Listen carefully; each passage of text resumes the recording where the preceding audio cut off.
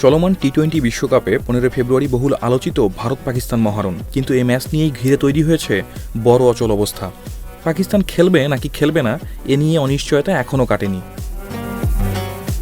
সেই অচল অবস্থা কাটাতে গতকাল রোববার লাহোরে পিসিবির সঙ্গে বৈঠকে বসে আইসিসি। বৈঠকে উপস্থিত ছিলেন বাংলাদেশ ক্রিকেট বোর্ডের সভাপতি আমিনুল ইসলাম বুলবুলও। বৈঠকে পাকিস্তান ইঙ্গিত দিয়েছে বিশ্বকাপে ভারতের বিপক্ষে ম্যাচটা খেলতে পারে তারা, তবে আইসিসিকে মানতে হবে 3টি শর্ত।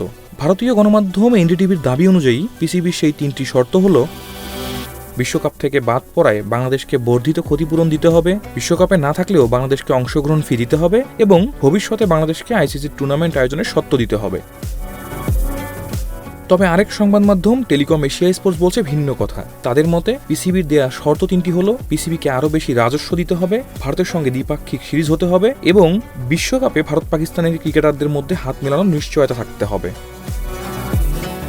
তবে সব শর্ত, সব আলোচনার পরও চূড়ান্ত সিদ্ধান্ত আসবে এক জায়গা থেকেই। ভারতের বিপক্ষে পাকিস্তান খেলবে কি খেলবে না সেটা ঠিক করবেন পাকিস্তানের প্রধানমন্ত্রী শাহবাজ শরীফ। আজ তার সঙ্গে বৈঠক করার কথা পিসিবি চেয়ারম্যান মহসিন নাকভীর। এরপরই হয়তো ভারত পাকিস্তান ম্যাচের ভবিষ্যৎ নিয়ে চূড়ান্ত সিদ্ধান্ত জানা যাবে।